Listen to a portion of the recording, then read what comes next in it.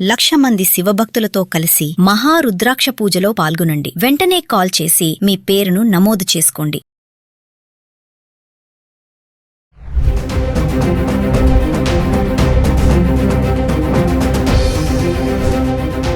Hi viewers, India's largest digital media network Suman టీవీకి స్వాగతం. ప్రస్తుతం మనతో ఉన్నారండి high court and supreme court advocate Ushasri.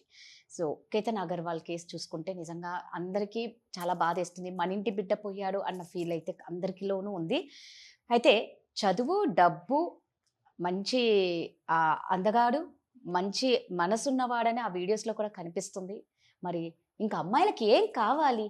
అన్నీ ఉన్నా కూడా ఎందుకు ఈ అమ్మాయిలు ఇలా చేస్తున్నారు? ఇది ఎవరి తప్పు? పేరెంట్స్ తప్ప, ఆ అమ్మాయిలు తప్ప? అసలు లేదు అంటే మన ఇండియాలో చట్టాలు కఠినంగా లేవా? అందరికీ ఎప్పటికీ ఉండే క్వశ్చన్ మార్క్ ఇది. దీని గురించి ఉషను అడిగి తెలుసుకుందాం. ఉష నమస్తే. నమస్తే. నేను అన్నట్లు కేతన్ అగర్వాల్ షియా గోయల్లో అబ్బాయి మంచి కోటీశ్వరుడు, అందగాడు, మంచి గుణవంతుడు అని కనిపిస్తుంది, యోగ్యుడు, చదువు ఉన్నవాడు, వ్యాపారంలో ఒక మంచి పొజిషన్. ఈ కాలంలో కూడా అంటే అబ్బాయి ఫేస్ చూస్తేనే అర్థమైపోతుంది. యువరాజ్ యాక్చువల్ గా చెప్పాలంటే అసలు ఈ కాలంలో అలాంటి పిల్లలు ఉన్నారా? ఇంత ఉన్నా కూడా కొంచెం అంటే అబ్బాయి అంత ప్రౌడ్ గా కానీ, అమ్మాయిని చూసుకునే విధానంలో కానీ ఎంత అపురూపంగా చూసుకుంటే, ఈ అమ్మాయికి అసలు ఈ అమ్మాయిలకి ఏం కావాలి అనేది అర్థం కాలే. అరే నీకు అన్ని ఉన్నోన్ని ఇచ్చినా కూడా మీరు చంపేస్తున్నారు. అబ్బాయిలు పెళ్లిళ్ళు అన్నా ప్రీ వెడ్డింగ్ తోనో హనీమూన్ తోనో లేపేస్తున్నారు. ఇంకా ఎక్కడికి పెళ్లి చేసుకోవడానికి ముందుకు వస్తారు? అంటే ఇక్కడ మనం బయాస్డ్ గా తీసుకోవాల్సిన అవసరం లేదు రాదా. It's not gender biased. అమ్మాయిలే చంపేస్తున్నారు అని అంటానికి లేదు. ఇరు వర్గాలు ఉన్నారు. అండ్ ఈ కేసులో మనం ఎక్స్క్లూజివ్ గా లాస్ట్ 2 years నుంచి చూసుకుంటే మనం తీసుకోవాల్సింది ఒక పారనాయిడ్ క్రిమినల్ మెంటాలిటీ ఉన్న అమ్మాయిలు. ఇక్కడ వీళ్ళకి పాత కేసుల్లో తీసుకుంటే భర్త సరిగ్గా చూసుకోలేదనో, లేకపోతే కుక్కరు, డ్రమ్ము, ఇలా వివిధ మార్గాలు వెతుక్కున్న అమ్మాయిలు మంచి ట్రెండ్ సెట్ చేశారు. లాస్ట్ ఇయర్ జరిగిన 1 year బ్యాక్ జరిగిన ఇన్సిడెంట్ అలా తీసుకెళ్ళడం, లోయలో పడేయడం, లవర్ అక్కడికి రావడం, ఒక స్టాండర్డ్ ఫార్మాట్ క్రియేట్ చేశారు. అందరూ లోయలు, కొండలు వెతుక్కుంటున్నారు. అండ్ ఆ పరిగణలోకే పాపం ఆ పాత కథ నుంచి మన టీనేజ్ పాప బాగా నేర్చుకొని పెళ్ళయ్యే వరకు ఎందుకు వెయిట్ చేయడం, ఎంగేజ్మెంట్ అవగానే వేసేద్దామని డిస్కౌంట్ ఇచ్చింది. అట్లీస్ట్ ఆవిడ పెళ్ళయ్యే వరకు ఆ తంతు కార్యక్రమం అవనిచ్చారు. ఈవిడ అది కూడా చేయనివ్వలేదు. ఇక్కడ పూర్వాపదాలకు వెళ్తే కేసులో రాధా క్రిమినల్ అఫెన్స్ ఈ అమ్మాయిని జైల్లో వేశారు. ఆ అమ్మాయికి సపోర్ట్ చేసిన అబ్బాయిని కూడా జైల్లో వేశారు. నిన్న లేటెస్ట్ న్యూస్లో నేను నిన్న నైట్ ఆల్మోస్ట్ 12:30 వరకు ఫాలో అవుతా ఉన్నాను. ఆ అమ్మాయి తల్లిదండ్రులు ఫస్ట్ టైం నిన్న మిడ్నైట్ మాట్లాడారు. ఆ వీడియో రిలీజ్ అయింది ఎన్డీటీవీలో.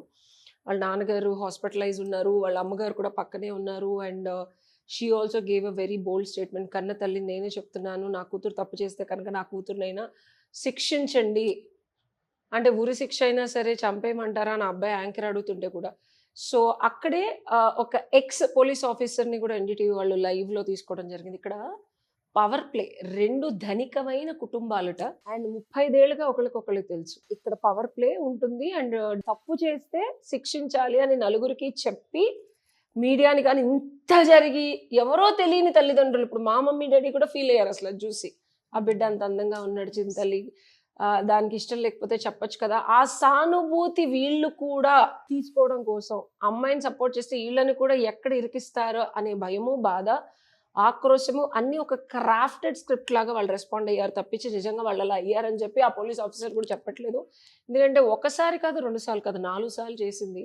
మేలో, జూన్లో అన్ని అటెంప్ట్ చేసిన. అండ్ తల్లిదండ్రులకి తెలియకుండా ఉంటుందా? నా కొడుకుని తీసుకెళ్ళిపోయి ఇలా చేసినప్పుడు వాళ్ళకు కూడా శిక్ష పడాలి, ఆ తల్లిదండ్రులు కూడా పడాలని చెప్పి అబ్బాయి తరఫున తల్లిదండ్రులు కోరుకుంటున్నారు. ఫ్యాక్ట్స్ ఆఫ్ ద కేసుకి వెళ్తే రాధా, ఇక్కడ బిగ్గెస్ట్ కల్ప్రిట్ నన్ను అడిగితే తల్లిదండ్రులనే అంటాను. నిజంగా ఇష్టం లేని పెళ్లిళ్ళు చేసి అవతలోనే చంపేస్తున్నారు వీళ్ళు. ఇష్టం లేని పెళ్లిళ్ళు అండ్ ఇంకా కాన్ఫ్లిక్ట్ చెప్తా, ఇక్కడ ద్వంద్వం చెప్తా. ఈ కేసులో తల్లిదండ్రులు అనాలి. మనం లాస్ట్ ఇయర్ సోనం ఆ కేసులో కూడా తల్లిదండ్రులనే అనాలి అని అంటున్నాం. బట్ తల్లిదండ్రులు ఏమనుకుంటారంటే, ఆడపిల్లలు, టీనేజ్ పిల్లలు, ఏజ్ తక్కువ, ఈ అమ్మాయికి మొన్నే టీనేజ్ అయిపోయింది, 20 years అమ్మాయికి, 19 అయిపోయి 20 వచ్చే మొన్నే బర్త్డే అయింది. టీనేజ్ పిల్లలకి ఏం తెలుస్తుంది? అవగాహన పరిధి తక్కువ ఉంటుంది. తల్లిదండ్రులు అన్నీ చూసి ఆచితూచి మన స్టేటస్కి తగ్గట్టు మనకి తెలిసిన వాళ్ళు, పరిచయస్తులు, 35 ఏళ్ళ నుంచి మంచి చెడు ఏదైనా తేడా వచ్చినా మనం వాళ్ళని అడగడానికి ఉంటుంది, వాళ్ళు మనకి చెప్పడానికి ఉంటుంది అనే ధైర్యంతో తెలిసిన కుటుంబానికి ఇవ్వడానికి ప్రయత్నించే తల్లిదండ్రుల ఆలోచన తప్ప అని ఆక్రోశించే తల్లిదండ్రులు లేరా? ఉన్నారు. బిడ్డల మనోభావాలని హట్ చేయకుండా వాళ్ళని పెంచాలంటే మనం ఈ రోజు ఈ స్టేజ్కి వచ్చేవాళ్ళం కాదు. మనల్ని దండించారు, కొట్టారు, తిట్టారు, మంచి చెడు చెప్పారు. మేము కూడా అలాగే చెప్పాం కదా, మమ్మల్ని అంటారు ఏంటి?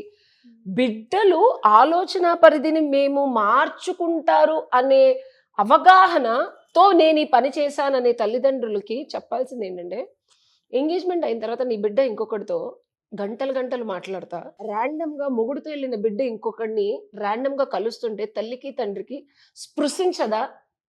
వాళ్ళు ఎలా సహించారు, ఆపోజిట్ వాళ్ళ ఫ్యామిలీ ఎలా భరించింది? అండ్ ఆ అబ్బాయి చెప్తూనే ఉన్నట్ట, చచ్చిపోయిన అబ్బాయి, నాన్న ఎప్పుడు ఫోన్ బిజీగా వస్తుంది అంటే ఫోన్ చేసిన ప్రతిసారి గొడవ పడుతుంది అని కూడా చెప్పాడట. ప్రతి చిన్నదానికి అలుగుతుంది, ప్రతి చిన్నదానికి చిన్నపిల్ల కదా అలానే ఉంటది అని చెప్పి.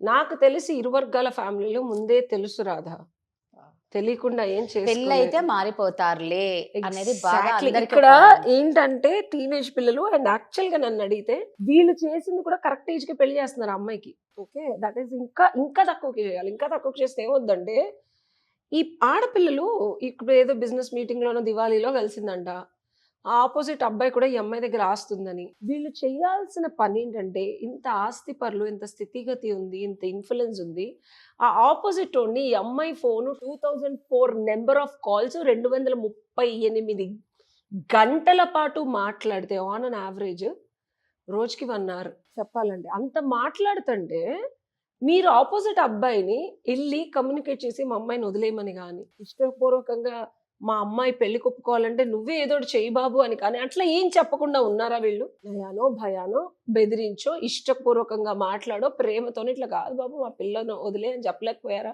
అది చెప్తే తల్లిదండ్రులు కనుక రెస్పాన్సిబుల్ గా వ్యవహరించుంటే. అండ్ ఇక్కడ ఫండమెంటల్ గా section 5 of Hindu marriage act ఏం చెప్తుంది? కన్సెంట్ కనుక ఫ్రీగా, అంటే ఫ్రీ విల్ తో, బుద్ధితో, జ్ఞానంతో ఇష్టపూర్వకంగా పెళ్లి కనుక ఒప్పుకోకపోతే, తల్లిదండ్రుల ప్రమేయం ఎక్కువ ఉండి వాళ్ళు సప్రెస్ చేసి, వాళ్ళు అప్రెస్ చేసి, మేము చచ్చిపోతామని బెదిరించి, లేకపోతే నిన్ను చంపేస్తామని బెదిరించి, లేకపోతే నువ్వు కనుక ఏమన్నా మాట్లాడితే నిన్నేదో చేస్తావంటే, silence is not consent. Okay, and భయం ఇస్ నాట్ కన్సెంట్. సో ఈ కేసులో ఎక్స్క్లూజివ్ గా హిందూ మ్యారేజ్ యాక్ట్ ముందే అప్లై అవుతుంది.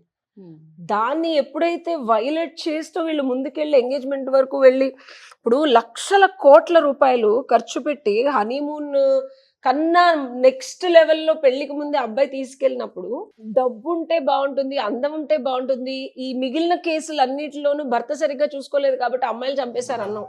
ఇక్కడ ఏది లేదా బిడ్డకి? యువరాజు, రారాజు కాబోయే యువరాజు, కోట్ల ఆస్తికి అధిపతి.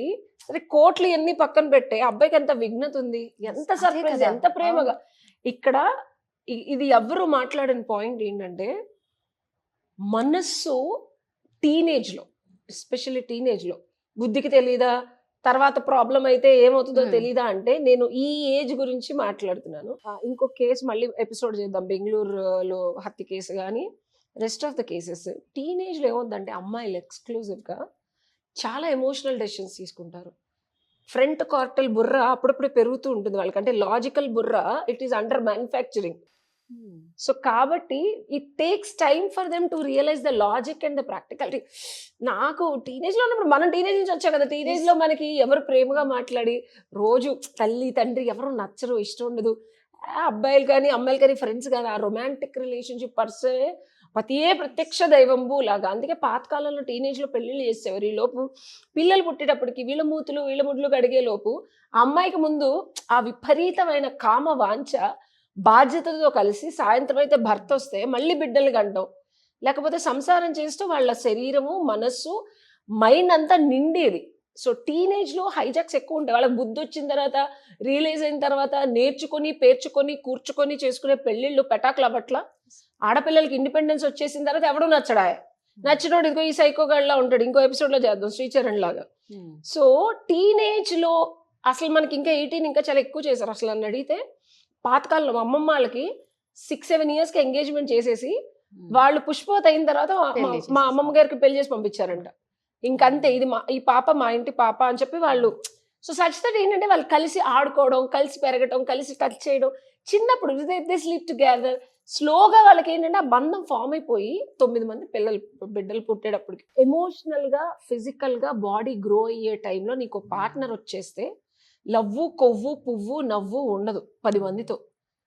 నీ బుర్ర పెరిగేటప్పటికి నువ్వు 100 మందితో బాడీని అంతా వాడేసిన తర్వాత ఇక పెరిగే ఉంది మొత్తం వాడేసి వేపాకులాగా ఇంకా మందులు వేసుకుంటే గానీ ఏది సెట్ అయ్యేలాగా ఉండదు. అది మెడిసినల్ ప్లాంట్ లాగా ఆ చెట్టు బతకాలి అంటే ఇంకేదన్నా చెట్టు తీసుకొచ్చి దాన్ని సపోర్ట్ ఇస్తే గానీ లేదు. మానసికంగా అన్ని అయిపోయినప్పుడు టీనేజ్ పిల్లలకి పెళ్ళిళ్ళు ఇదేమిటి ఈవిడ అలా అడ్డంగా మాట్లాడుతుంది అంటే 18 తర్వాతన్నా చేసేయండి పెళ్ళిళ్ళు. స్థితిగతి తల్లిదండ్రులు చూసి చేస్తేనే వీళ్ళు చేసింది కరెక్టే రాదా? ఈ లోపు కూడా ఈ అమ్మాయి ఆత్రం ఆగకుండా అంత కుతంత్ర బుద్ధి అంటే బేసికలీ షీజ్ క్రిమినల్.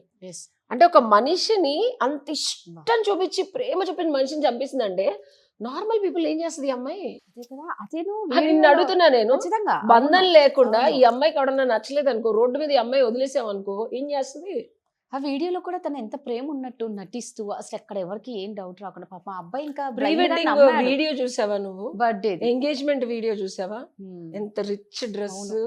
సో ఇంకా ఈ అమ్మాయిలకి ఏం కావాలి? అసలు అబ్బాయి ముద్దు పెట్టుకుంటుండే ఫీలింగ్స్ కానీ అక్కడ ఎవరికి ఆడ పిచ్చోడే పడిపోయినట్టున్నాడు. అన్నిసార్లు తోసేస్తే కూడా నేను భయపడ్డానని హక్ చేసుకుంటే మళ్ళీ వెళ్ళాడండి. అంటే ఎంత మైమరిపించు. పాము కనిపించింది ఎక్కడ నిన్ను కాటేస్తుందని నేను పక్కకు జరిపా తోసా. అసలు అంటే ఆ అమ్మాయికత్వం అంటే ఇక్కడ రెడ్ ఫ్లాగ్స్ అంటారు కదా ఉషా, క్లియర్ గా కనిపిస్తున్నాయి. అమ్మాయి ఎప్పుడు ఫోన్ లో మాట్లాడుతుందని అంటున్నారు, అమ్మాయి గొడవ పడుతుంది అంటున్నారు. ఇంకొకటి 2 times మేలో జూన్ లో ఒకసారి అటెంప్ట్ జరిగింది.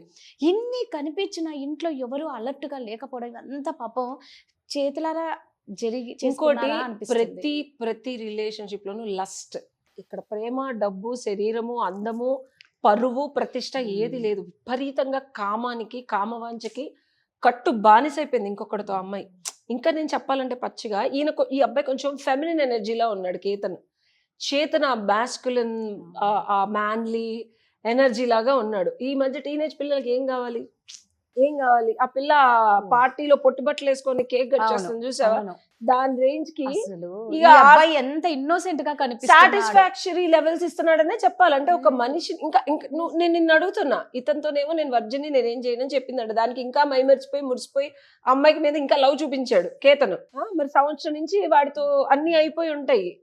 లేకపోతే ఈ బిగ్గెస్ట్ మనకి అన్ని చావులు చూసుకోరాదా? టు కంక్లూడ్ ఏంటంటే ఏ చావు ఏ ఆడది ఇంకొకరిని చంపింది అంటే ఇంకొక మగాడి మోజులోనే. అది కాకుండా చంపిందని నేను చెప్పు, నేను ఒప్పుకుంటా. I'm so sorry to tell you this. Lust, కామము ఆడదాన్ని ఇలా పట్టి కుదిపి కూర్చోబెడుతుంది. ఏది చేయడానికైనా, తల్లి తండ్రిని చంపడానికైనా, బిడ్డని చంపడానికైనా, సొంత భర్తని ఫర్గెట్ అబౌట్ భర్త, తల్లిదండ్రులు చంపేస్తున్నారు. ఆడదనాలా, లేకపోతే మనిషి అనాలా, మృగం అనాలా, పామనాలా? సో ఫైనల్ గా ఉషా, ఇప్పుడు ఈ వీడియో అందరికీ తెలుసు, అన్ని సాక్ష్యాలు కనిపిస్తున్నాయి, అన్ని అనిపిస్తున్నాయి. మరి అసలు ఒక న్యాయం జరిగే ఛాన్స్ ఏమన్నా ఉందా? డెఫినెట్ గా మర్డర్, క్లియర్ గా murder. It is not natural death, murder. అన్ని ప్రూఫ్ లో వస్తున్నాయి. యావజ్జీవ కారాగార శిక్ష వేయాలి. బట్ మనం లాస్ట్ కేసులో చూసుకున్నాం, సంవత్సరంలో అమ్మాయి వచ్చేసింది, అసలు చక్కగా బెయిల్ మీద వచ్చేసింది. ఇప్పుడు హడావుడి చేస్తారు. ఇద్దరు పార్టీలు డబ్బులున్నోళ్లే. ఈ ఒరిజినల్ తల్లిదండ్రులు కాపాడటానికి ట్రై చేస్తే అపోజిషన్ వాళ్ళు లోపల ఉంచడానికి ట్రై చేస్తారు. It's conflict. లాపరంగా అయితే డెఫినెట్ గా యావజ్జీవ కారాగార శిక్ష అయితే రావాలి. ఆ అమ్మాయికి నిజంగా ఆ శిక్ష ఎలా అమ్మాయి రోడ్డు మీద కనుక తిరిగితే ఎవరైతే ఆ డబ్బులు ఉన్న దానికి అమ్మాయికి ఎవరు నచ్చకపోతే అని వేసుకుంటూ వెళ్తా ఉంటుంది. ఆ అమ్మాయి వేసుకుంటూ వెళ్తారా? Obviously, she will keep hurting. Doesn't mean she will kill. She will make sure that she hurt others. ఆమెకు నచ్చకపోతే ఎవరినైనా హర్ట్ చేస్తుంది. క్రిమినల్స్ అంటే అదే కదా. సో ఫైనల్ గా నిజంగా అబ్బాయి ఆత్మక్షాంతి చేకూరాలని, ఆ అబ్బాయి వాళ్ళ ఫ్యామిలీకి న్యాయం చేకూరాలని కోరుకుంటాం. Thank you Usha.